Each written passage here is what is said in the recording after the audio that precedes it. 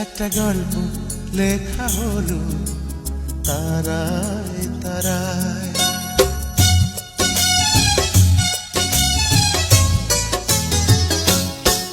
একটা গল্প লেখা হলো তারায় তারায়। দুটি হৃদয় রঙিন হলো কৃষ্ণ চূড়ায়। প্রথম প্রেমের চোখে ফাগুনের আগুন দেখে ভালোবাসা থমকে দাঁড়ায়। একটা